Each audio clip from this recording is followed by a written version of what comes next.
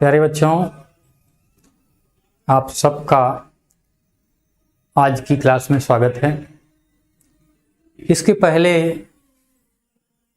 हम लोगों ने हिंदी साहित्य के इतिहास को पढ़ा है और हिंदी साहित्य के इतिहास के बाद कक्षा 9th में ये बात शीर्षक जो पंडित प्रताप नारायण मिश्र द्वारा रचित है, विरचित है, लिखा गया है, इसको हम लोग आज पढ़ेंगे। सबसे बड़ी बात यह है बेटा, जैसे पिछली क्लास में भी हमने आप लोगों से बातें की और ये बताने की कोशिश की कि 8th तक जो होता था, कक्षा 8 तक जहाँ से पढ़ करके आप आ रहे हैं, वहाँ पर एक ही बुक होती थी, मिक्स्ड बुक होती थी कि एक पाठ गद्य का फिर पद्य का, इस तरह से मिला हुआ होता था। नाटक का भी पाठ उसी में देखने को मिलता था, किस्से कहानी भी वहां पे देखने को मिलते थे। लास्ट में संस्कृत के पाठ जुड़े होते थे। ये 6, 7, 8 में यूपी बोर्ड की ऐसी व्यवस्था है। अब क्या हो गया, आप 9th में आ गए। जब 9th में आ गए तो हिंदी नाम से एक बुक छप गई और उस बुक छपी हुई बुक में गद्य के सिस्टम को, गद्य के पाठ को एक तरफ कर दिया गया, उसके बाद फिर पद्य के, उसके बाद फिर कहानी के, उसके बाद फिर आकर के अंत में संस्कृत के। इस तरह हिंदी की बुक में 4 पार्ट जो है, 4 हिस्सों में बांट दिया गया, पार्ट में बांट दिया गया। पहले हिंदी एक ही बुक में, एक ही में क्या कहती थी, एक ही बुक में सारी चीजें मिक्सअप रूप में रहती थी, मिश्रित रूप में। लेकिन अब क्या कर दिया गया है, सारी चीजें अलग अलग कर दी गई हैं। ठीक है ना। फिर क्या करते हैं, चलो भाई कोई बात नहीं, सब लोग पुराने ही हैं, सब लोग नए भी हैं और आप लोग पढ़िए बस ना। आपको क्या करना है भाई, आपको पढ़ाई करना है और मेहनत से पढ़ाई करना है। जहां पे दिक्कत हो उसको बताना है बस, और कोई बात नहीं है। जहां पे परेशानी हो उसको बताने में कोई संकोच नहीं करना है। अच्छा, अब फिर बात मैं कर रहा था कि फिर गद्य और पद्य की बात आती है। तो जब हम 9th में आते हैं तो सबसे पहले एक नया सिस्टम शुरू होता है बेटा कि गद्यकार या काव्यकार की, गद्यकार या काव्यकार की क्या लिखना, जीवनी लिखना ना, जीवनी या जीवन परिचय। ठीक है। अब जीवन परिचय में चूंकि आज आप लोग 9th की क्लास की हिंदी का एक प्रकार से पहला ही पाठ पढ़ रहे हैं, अभी तक तो हम लोग हिंदी साहित्य के इतिहास के विषय में पढ़ रहे थे। तो जीवनी का मतलब ये होता है कि लेखक का जीवन परिचय, लेखक के जन्म से लेकर के मृत्यु तक महत्वपूर्ण जानकारियां, महत्वपूर्ण बिंदु, और उसके साथ साहित्य के क्षेत्र में, साहित्य निर्माण के क्षेत्र में, साहित्य सृजन के क्षेत्र में उनका कैसा और क्या योगदान रहा, साहित्य में उन्होंने क्या क्या नई चीजें ऐड की या पुरानी चीजें को आगे बढ़ाया, ये साहित्यिक विशेषताओं के अंतर्गत आता है। तब आप देख लीजिए, ये हैं पंडित प्रताप नारायण मिश्र जी, जिनकी इमेज जो है ये है, और इनका जन्म हुआ है 1856 ईस्वी में और इनकी मृत्यु हुई है 1894 ईस्वी में ना। अब यहां तक तो आप लोगों को समझ में आ गया होगा, कोई समझाने की बात भी नहीं, केवल ध्यान देने की बात है। बस एक बात यहां पर विशेष रूप से ध्यान देनी है कि क्लास को, हाँ सर आज फर्स्ट लेसन ही है, आज से शुरुआत हो रही है। और आप लोग क्या करिए भाई, क्लास को शेयर कर दीजिए अपने दोस्तों तक और बता दीजिए कि भाई हिंदी की जो है नियमित कक्षाएं का मतलब जो शेड्यूल है, उस शेड्यूल के हिसाब से आपको मिलेंगी। और शेड्यूल क्या है, जैसे हम लोगों ने कल भी बात की थी शेड्यूल की, तो 9th की हिंदी बेटा, हिंदी जो है हिंदी कक्षा 9 की, ये आपकी चलेगी मंगलवार और बुधवार, 2 दिन ये आपकी हिंदी चलेगी। इसका टाइम होगा भाई 1 बजे से लेकर के, इसका टाइम क्या है, 1 से 1:45 ना, दोपहर के समय। इसमें आप लोगों को कोई कंफ्यूजन नहीं होना चाहिए, ये 2 दिन चलेगा, ठीक है। इसको बिल्कुल दिमाग में नोट कर लीजिए, समझ लीजिए, और जब इस टाइम पे आएंगे तो आपको हिंदी की क्लास चलती हुई मिलेगी, ठीक है ना। 10 की भी चलेगी, मैंने कल भी बताया था कि कक्षा 10 की हिंदी चलेगी बेटा शुक्रवार, शनिवार और रविवार, 3 दिन जो है, 3 दिन चलेगी क्या, ये 10th की हिंदी चलेगी। टाइम में थोड़ा सा अंतर है, टाइम में थोड़ा सा अंतर है, वो टाइम मैं आपको बता दे रहा हूं कि इसका टाइम क्या होगा। 10th की हिंदी का टाइम और 9th की हिंदी के टाइम में थोड़ा सा अंतर है।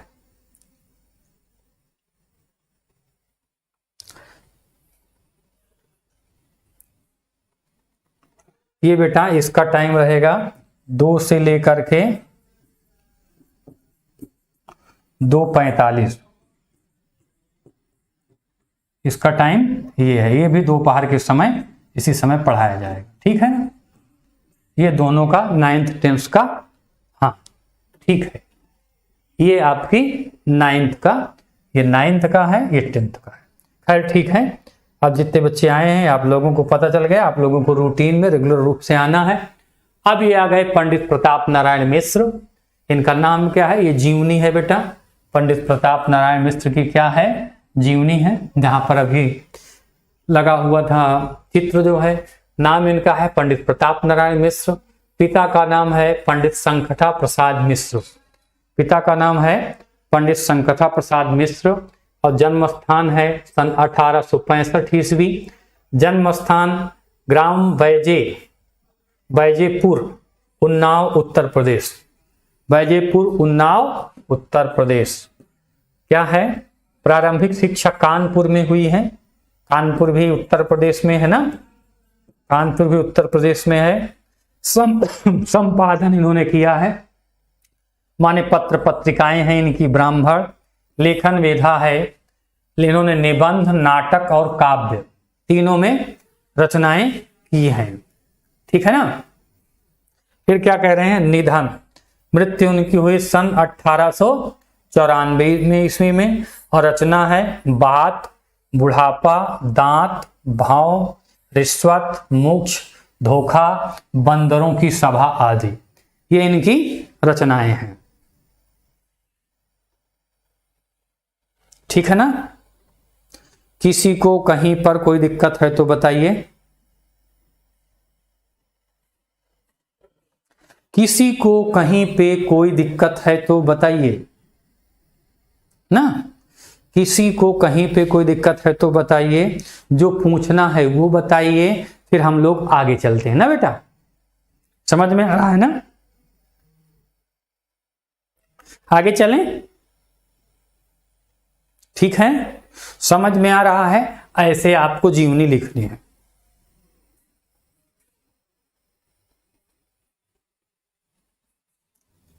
आगे चलते हैं, आगे देखो बेटा, आगे ये आ गया। अब ये है इनकी साहित्यिक विशेषताएं, 1 2 जो साहित्यिक विशेषताएं हैं इनके विषय में हम लोग बात करेंगे ना।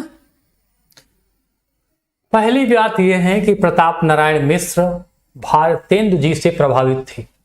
अगर बात किया जाए ना, अगर बात किया जाए रिपीट करने के लिए क्या है बेटा, उसमें तो केवल जन्म मृत्यु आदि की बात है, इसमें रिपीट करने के लिए क्या है, कोई रिपीट करने के लिए विषय ही नहीं।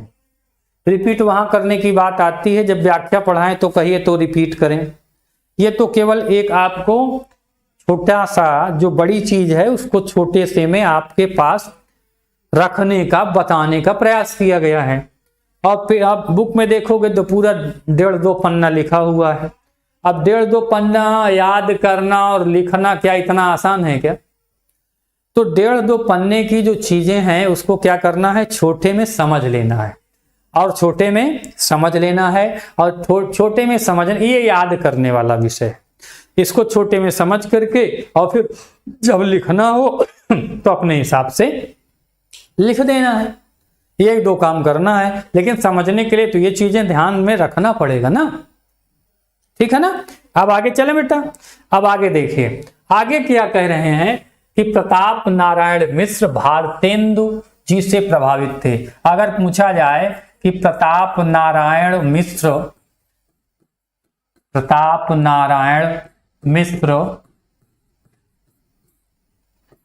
किससे प्रभावित थे? भारतेंदु जी से।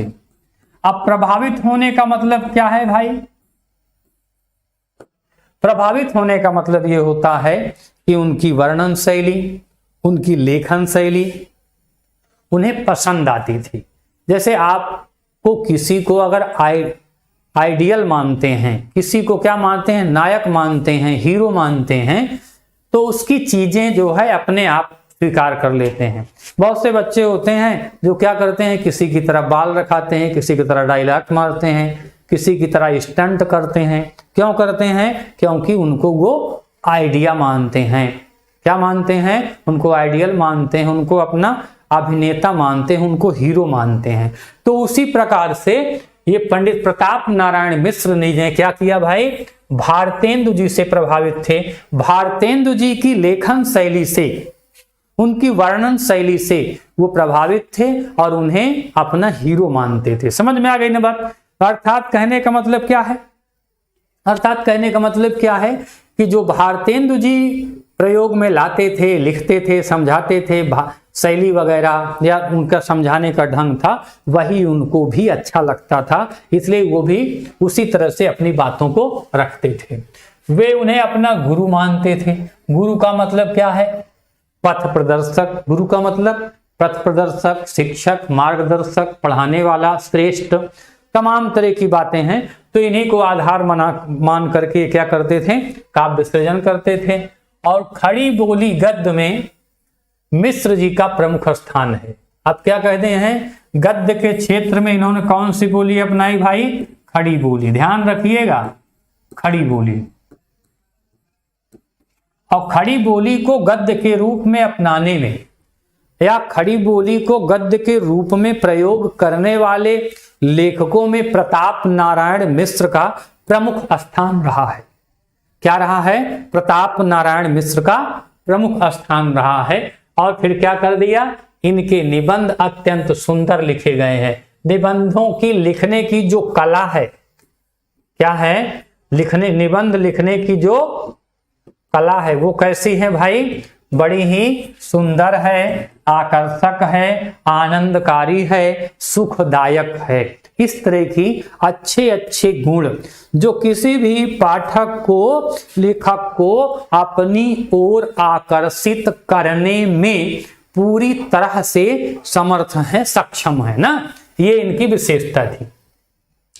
जन साधारण तक पहुंचाने के लिए उन्होंने बोल चाल की भाषा, कौन सी भाषा अपनाई भाई?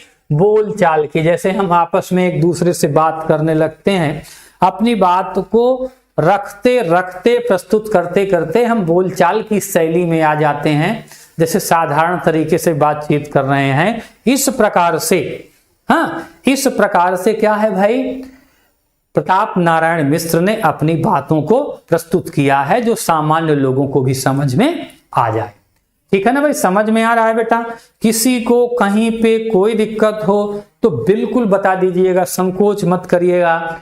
और क्या है, अभी आप लोग 9th में हैं, बहुत धीरे धीरे आराम से पढ़ना है। जहां पे दिक्कत हो बिना संकोच किए पूछना है, ठीक है ना। और फिर पढ़ते पढ़ते हम लोग क्या करेंगे, फिर तो अपनी स्पीड अपने आप बढ़ जाती है। पहले दिन जब दौड़ने जाते हैं तो 5 किलोमीटर पहले ही दिन थोड़ी दौड़ते हैं, पहले दिन तो थोड़ा सा कोशिश करेंगे, थकावट भी लगेगी, और फिर दूसरे दिन फिर थोड़ा और कोशिश करेंगे, तीसरे दिन थोड़ा और कोशिश करेंगे, तो धीरे धीरे गति को बढ़ाया जाता है, धीरे धीरे पढ़ने की क्षमता को बढ़ाया जाता है ना। इसी तरह से हम लोग भी धीरे धीरे आगे बढ़ेंगे। हाँ, ये आ रहा है, अच्छी बात है, सब आएगा ना, परेशान होने की जरूरत नहीं है। का भाषा प्रयोग है, इनकी भाषा प्रवाह युक्त, सरल और मुहावरेदार है। भाषा कैसी है भाई? सरल है, प्रवाह युक्त माने गतिशीलता है, मुहावरेदार का मतलब मुहावरों का प्रयोग है। मुहावरा जानते हैं ना, मुहावरे एक में पढ़ा, लोकोक्ति और मुहावरे, लोकोक्ति और मुहावरे, तो इनकी भाषा में मुहावरों का प्रयोग भी देखने को मिलता है। इनकी रचनाओं में इन्होंने मुहावरे भी लिखे हैं, ठीक है ना भाई। आगे क्या कह दिया, आगे कि मिश्र जी की बात नामक शीर्षक में हास्य व्यंग प्रधान शैली का प्रयोग किया गया है। जो बात शीर्षक है जिसको हम लोग पढ़ेंगे वो क्या है? हास्य व्यंग प्रधान शैली है।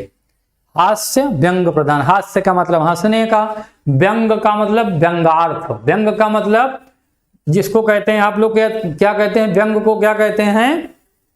व्यंग को क्या कहते हैं? टांट कसना ना, टांट कसना वही व्यंग होता है। तो कह रहे हैं यह प्रसिद्ध निबंधों में से एक है। इनके जो प्रसिद्ध निबंध हैं उस निबंधों में से बात की अपनी अलग ही विशेषता है। लेखक ने स्वच्छंद शैली, रोचकता और आकर्षकता इनकी रचना की विशेषता है। इनकी रचनाओं की विशेषता क्या है? स्वच्छंद शैली अर्थात स्वतंत्र शैली। ये क्या करते थे? स्वतंत्र रूप से अपने रचनाओं को रचते थे, अपनी गद्य रचनाओं को लिखते थे, ठीक है ना, समझ में आ गया बेटा। और रोचकता, रोचकता का मतलब होता है क्या कहते हैं? आनंददायक। क्या होता है? आनंददायक, सुखदायक, मनोरंजक भी कह सकते हैं। आकर्षकता माने अपनी सुंदरता से किसी को भी का मतलब किसी भी पाठक को माने पढ़ने वाले को क्या करते हैं? अपनी ओर आकर्षित करने में समर्थ है, ठीक है ना, समझ में आ रहा है। आगे चलते हैं। अगली विशेषता इनकी यह है कि ये संपादक है, मतलब पत्र पत्रिका का संपादन किया है, नाटकों की रचना की है, निबंधों की रचना की है, और कवि के रूप में इन्हें हिंदी साहित्य में सेवा करने वाले प्रताप नारायण मिश्र को हिंदी साहित्य में प्रथम स्थान है। हिंदी साहित्य में किसका प्रथम स्थान है? पंडित प्रताप नारायण मिश्र का। अपनी प्रतिभा लगन से इन्होंने हिंदी साहित्य में श्रेष्ठ स्थान प्राप्त किया है। क्या किया है? इनकी जो अपनी वर्णन करने की क्षमता थी, वर्णन करने की कला थी, इसके स्थान पर हिंदी साहित्य को इन्होंने अपनी उपस्थिति से समृद्ध बनाया है। अब जीवनी समझ में आ गई ना बेटा? जीवनी सबको समझ में आ गई कि नहीं? आप पहले ये बताइए, जीवनी के विषय में किसी को कहीं पे कोई प्रॉब्लम हो तो बताइए, ठीक है ना।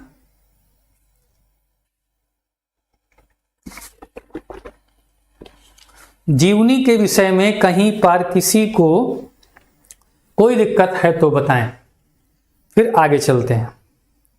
जल्दी जल्दी बोलिए, जल्दी बोलिए बेटा, सबका कमेंट आ जाएगा तब हम आगे चलेंगे ना। या तो फिर पूछिए, या तो आप पूछिए, या तो फिर हम आगे बढ़ेंगे। जल्दी से बोल दो बेटा, सबको समझ में आ रहा है? आना चाहिए, ठीक है। चलते हैं आगे ना।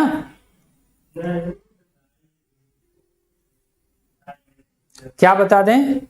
शैली बता देना।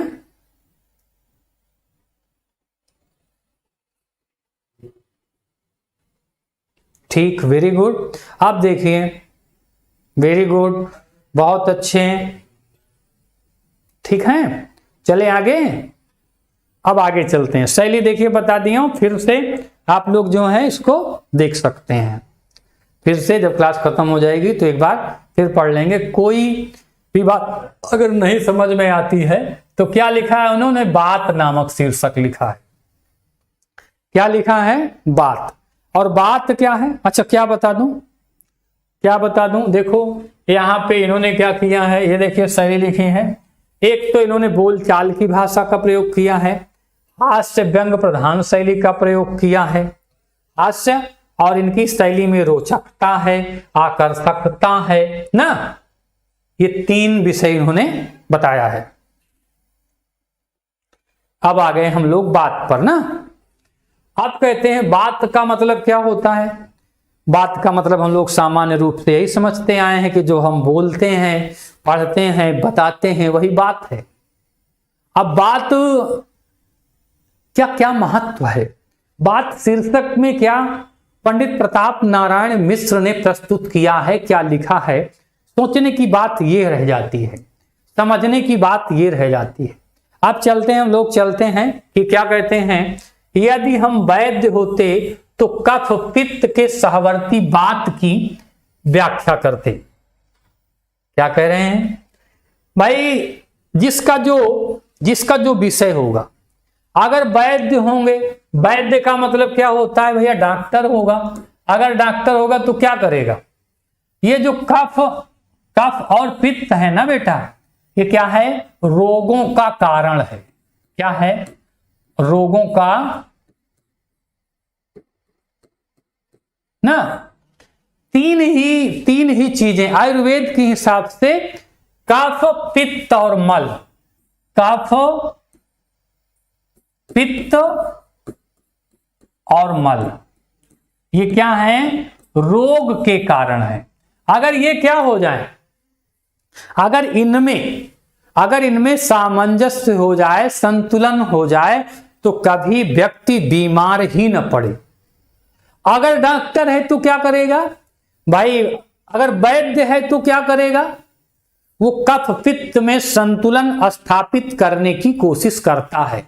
अगर उसके पास जाएंगे, दवा लेने जाएंगे, तो बताएगा कि आपको कफ बढ़ गया है इसलिए ये प्रॉब्लम हो रही है, या पित्त बढ़ गया है या इसलिए ये प्रॉब्लम हो रही है। तो उसकी बीमारी का, उसकी जानकारी का, उसके ज्ञान का आधार क्या है, वैद्य के, डॉक्टर के, बीमारी जो डॉक्टर है उसके ज्ञान का आधार कफ पित्त है और मल है, जिसके कारण से लोग परेशान होते हैं, उसके पास जाते हैं और वह उसी के विषय में बात करता है कि ये कमी हो गई है, ये समस्या हो गई है, ये बीमारी हो गई है, इस कारण से बीमारी हो गई है, तो वो उसकी बात करता है। जिसके पास जाएंगे वह वैसी बात करेगा। डॉक्टर के पास जाएंगे तो दवाओं की बात करेगा, मास्टर के पास जाएंगे तो पढ़ने की बात करेगा, अगर सचिन तेंदुलकर के पास जाएंगे तो क्रिकेट खेलने की बात करेगा। जिस तरह के लोगों के संपर्क में आप जाएंगे, आप उसी तरह की बात करेंगे। अब ऐसा तो नहीं है कि चोर के साथ जाएंगे और ईमानदारी की बात करेंगे, वो विपरीत है। जिसके साथ बैठेंगे उसी की संगति का असर आप पर पड़ेगा, वैसी ही बातें आप करेंगे।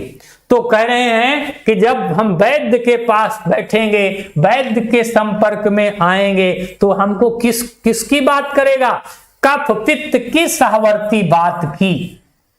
कफ पित्त में सामंजस्य के कारण या असामंजस्य के कारण ये समस्या उत्पन्न हुई है। बिल्कुल निश्चित रूप से जिसके संपर्क में आएंगे, जिसके पास बैठेंगे, और आपने ये चीज अपने जीवन में अनुभव भी किया होगा।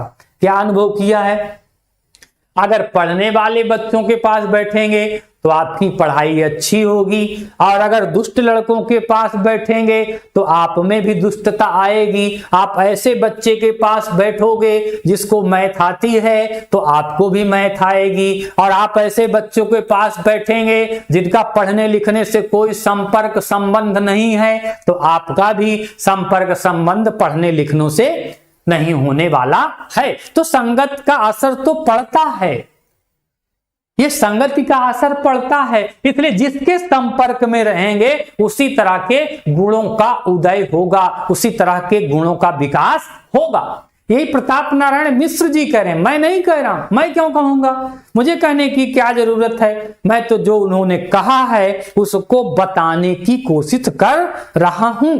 फिर क्या कह रहे हैं, और भूगोल वेत्ता होते तो किसी देश की जल बात का वर्णन करते। आप क्या कहते हैं, भूगोल वेत्ता। भूगोल वेत्ता का मतलब भूगोल के जानकार। और भूगोल में क्या आता है जानते हैं ना, हमारे एक सर थे, वो कहते थे, जागृति के टीचर थे, तो मजाक में कहते थे, क्या कहते थे कि पृथ्वी है गोल और यही है भूगोल। क्या कहते थे कि पृथ्वी है गोल और यही है भूगोल ना। तो पूरी पृथ्वी के विषय में जानकारी करना ये भूगोल कहलाता है।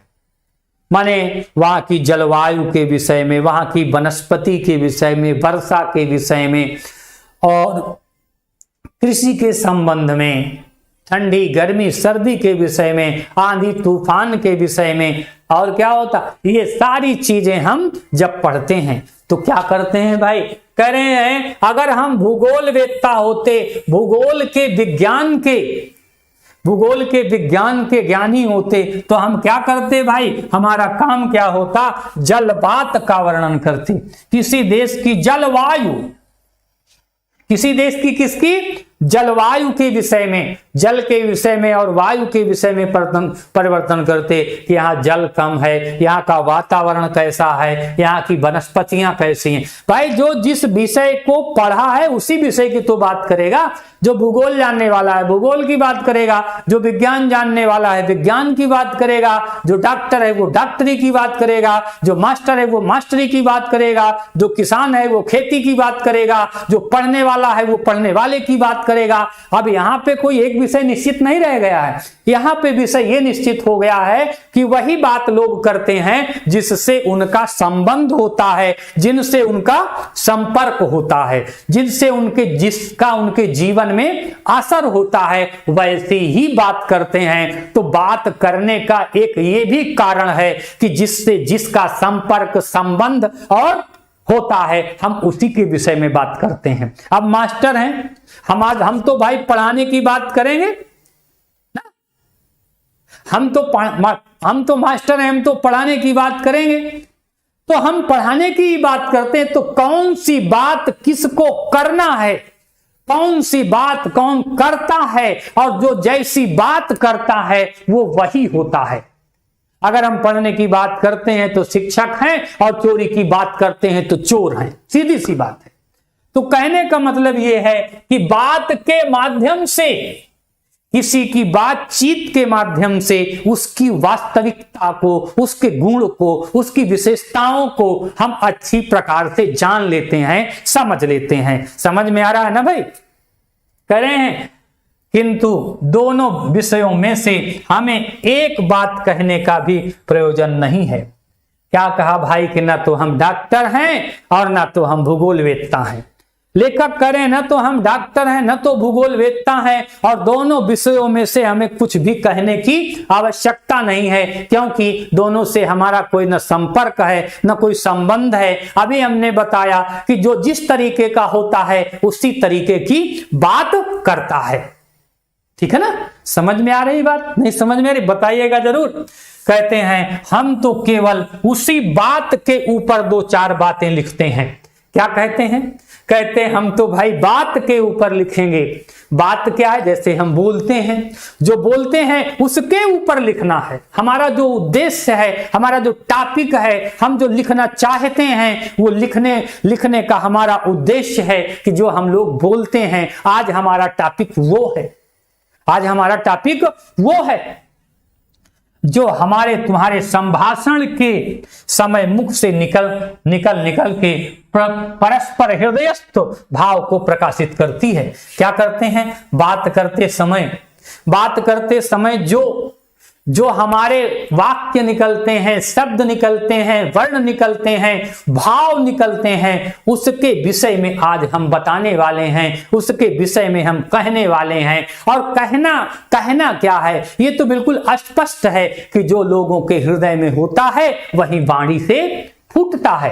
क्या कहते हैं ना कि अभी हमने पढ़ा था कि एक पद पढ़ा था कि उसमें पद में ये था कि अगर क्या है, विष कुंभ वाली बात कही थी, विष कुंभ पयो मुखम ना, विष कुंभ पयो मुखम, माने अंदर पेट में विष है और मुख में क्या है, जहर है। तो अगर किसी के भावों को जानना है, समझना है, किसी की भावनाओं को समझना है, तो उसकी वाणी को हमें समझना होगा। आपका कौन मित्र है, कौन शत्रु है, कौन आपको चाहता है, कौन आपसे ईर्ष्या करता है, कौन आपसे द्वेष करता है, इन सब के निर्धारण का जानने का मार्ग केवल बात है। उसकी बातों से ही पता चलेगा कि हमको कौन चाहता है, कौन प्यार करता है, कौन दुलार करता है, कौन ईर्ष्या करता है, कौन हमको आगे बढ़ने के लिए चाहता है, कौन चाहता है कि ये कभी आगे न बढ़े। किसी के बात का असर हमारे ऊपर बहुत गहरा पड़ता है, बात का प्रभाव बहुत गंभीर है, इतना सहज मत समझिएगा। और समझने का मतलब क्या है, समझने का मतलब क्या है, अगर आप जानते हैं तो बात के कारण ही तुलसीदास हुए और कालिदास हुए। तुलसीदास को उनकी पत्नी ने कहा था ना कि जाओ अस्थि चर्ममय देहमय तामय ऐसी प्रीति, उनको हटा दिया, भगा दिया और फिर गए वो राम भक्ति के लिए, उस संसार में आज भी जाने जाते हैं। बात के लिए भरत क्या यहां आगे लिखा हुआ है बेटा, दशरथ ने क्या कर दिया, जवान दे दिया कि चलो भाई जो वरदान मांगोगे देंगे। उस वचन के पालन के लिए अपने प्राण त्याग दिए, अपने प्राणों से प्रिय पुत्र को वनवास भेज दिया।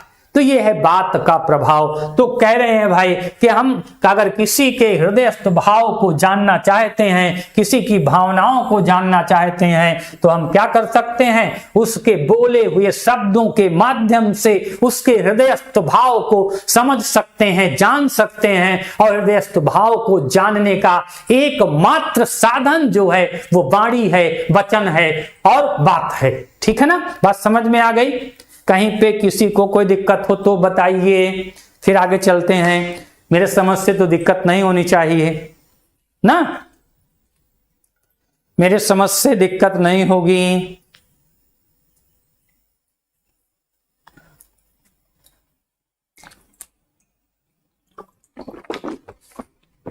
समझ में आ रहा है बेटा? कुछ पूछना है? कुछ पूछना है तो तुरंत शब्द लिख के पूछ लो, कुछ पूछना है तो तुरंत, हाँ कुछ पूछना है तो शब्द लिख के पूछ लो बेटा।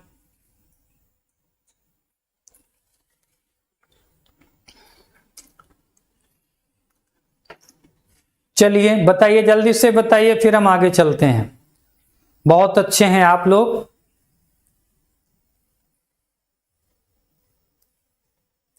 बहुत अच्छे हैं सब लोग। अपने साथियों को बताओ, अपने दोस्तों को बताओ ना।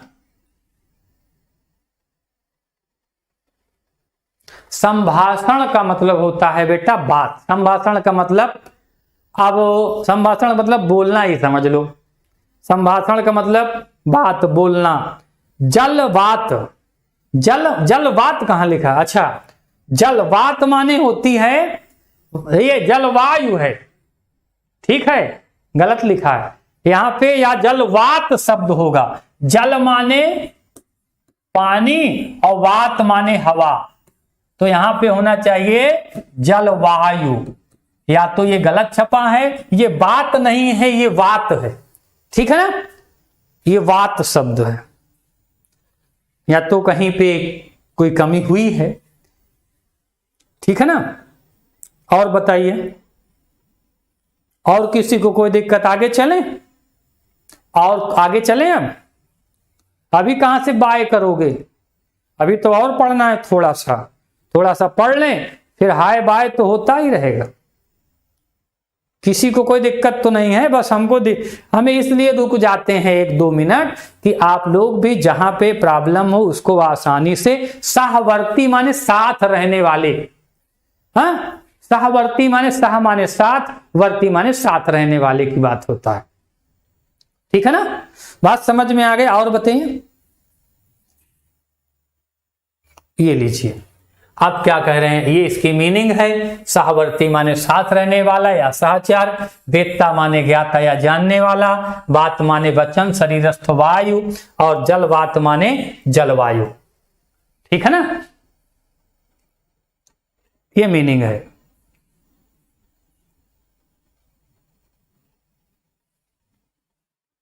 आगे चलें, अब चलते हैं, ये लीजिए अब आ गए हैं, ये अगली स्लाइड है, इसको पढ़ेंगे हम लोग। ठीक है,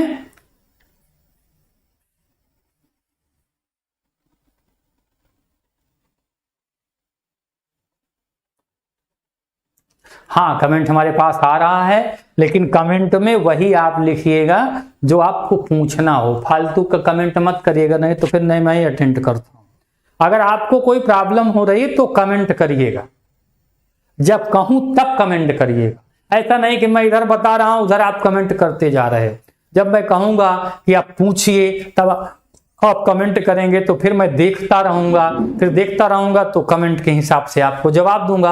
अब पता चला मैं पढ़ाए जा रहा हूं, पढ़ाया जा रहा हूं, आप कमेंट करते जा रहे हो, तो दोनों चीजें एक साथ नहीं चलेंगी। क्या करना है, जब हम पढ़ा चुके, जब आपको कहें कि जो पूछना है पूछिए, तब फिर पूछिए, तब आपके कमेंट का पूरी तरीके से जवाब मिलेगा। ठीक है ना? अरे नंबर क्या करोगे, नंबर तो चैनल का है, वहीं चले जाओ, वहीं से बात करो। सच पूछिए तो इस बात की भी क्या बात है कि जिसके प्रभाव से मानव जाति समस्त जीवधारियों की शिरोमणि कहलाती है। भाई क्या कह रहे हैं कि मानव क्या है भाई, बोल सकता है।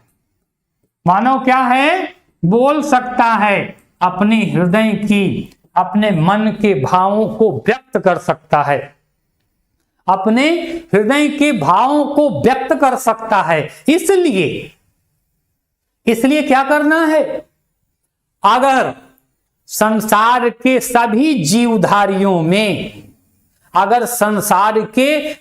जीवधारियों में मानव सबसे अलग है, तो सबसे बड़ी विशेषता है उसकी बोलने की क्षमता, उसकी बात वो बोल सकता है। इसीलिए संसार के अन्य जीवधारियों से वो सबसे विशिष्ट है, सबसे महान है, सबसे श्रेष्ठ है। बात का इतना महत्व है इनके अनुसार, क्योंकि जो बोल सकता है वो मनुष्य है। इसीलिए कहते हैं कि सच पूछिए तो बात की भी क्या बात है। कहते इसके महत्व को हम कहां तक बताएंगे और क्या बताएंगे, जिसके प्रभाव से, जिसके कारण से मानव जाति समस्त जीवधारियों में सर्वश्रेष्ठ है। अगर मानव संसार के समस्त जीवधारियों में सबसे श्रेष्ठ है, महान है, गुणवान है, तो उसका कारण जो है, उसका कारण क्या है, उसकी बोलने की शक्ति है। सब चीज तो नहीं बता सकते ना, सब जीव तो नहीं बता सकते ना अस्पष्ट वाणी में। तो जो अस्पष्ट वाणी है वही हमारे लिए बहुत ही कल्याणकारी है, हमारे लिए गर्व का विषय है, हमारे लिए ज्ञान का विषय है, हमें संसार के अन्य जीवों से अलग करने वाली है। ठीक है ना?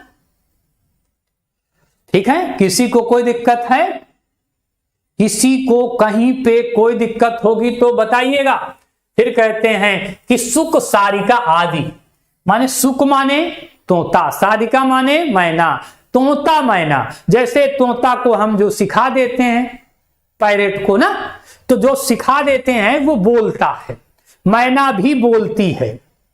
मैना भी बोलती है, तोता भी बोलता है। इसलिए क्या है, वो समस्त पक्षियों में से क्या है, सम्मानित हैं। और सम्मानित इसलिए हैं कि वो बोल सकते हैं। उनकी बोलने की क्षमता के कारण, सीखने की क्षमता के कारण अभी हम क्या करते हैं, तोता को सिखाते हैं ना, बोलो मिट्ठू, हाँ, या रमेश, सुरेश, जो भी उसको सुनाते हैं, पानी दो, खाना दो ना, तब क्या होता है, उसकी जो हम जो बोलते हैं वो नकल करके बोल सकता है। इसीलिए हम उसको क्या करते हैं, बेचारे को पिंजड़े में बंद कर लेते हैं, उसको वो मान सम्मान देते हैं, उसको वो आदर देते हैं, उसकी बात सुनने के लिए हम उत्सुक होते हैं। क्यों? क्योंकि वो बोल सकता है। और बोलने की, और मनुष्य तो इतना बोल सकता है कि वो मुंह बंद ही नहीं करता है। मनुष्य तो इतना बोल सकता है कि वो मुंह बंद ही नहीं करता है, जिसके कारण संसार में मनुष्य सबसे श्रेष्ठ प्राणी, सबसे श्रेष्ठ जीव के रूप में जाना माना जाता है। किसके कारण से? अपनी बोलने की क्षमता के कारण से। फिर क्या कह रहे हैं कि केवल थोड़ी सी समझने योग्य बातें उच्चरित कर सकते हैं। इसी से अन्य नभचारियों की अपेक्षा वो आदृत समझे जाते हैं। अन्य नभचारियों, नभचारियों का मतलब खग, खग माने पक्षी, खग माने पक्षी। उन अन्य पक्षियों में क्या है, सुख, सारिका आदि ऐसे पक्षी जो कि मानव के समान बोल सकते हैं, मानव के समान बोल सकते हैं, ऐसे पक्षियों का आज क्या है, या मानव समाज में ज्यादा ही क्या है, सम्मान प्राप्त है। ठीक है ना। अब कहीं पे आपको कुछ पूछना हो तो पूछ सकते हैं, जहां भी आपको, हाँ, जहां भी आपको प्रॉब्लम हो वो पूछ लीजिए, जल्दी से जहां भी प्रॉब्लम हो पूछ लीजिए। अब देखें,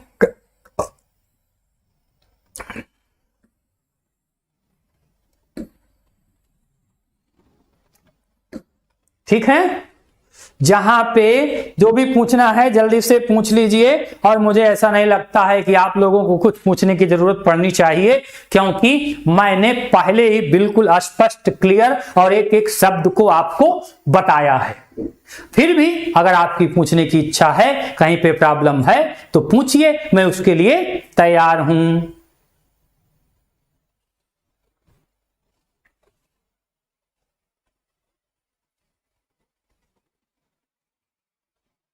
जल्दी बताइए, जल्दी बताइए भाई, कुछ पूछना है बेटा, कुछ पूछना है?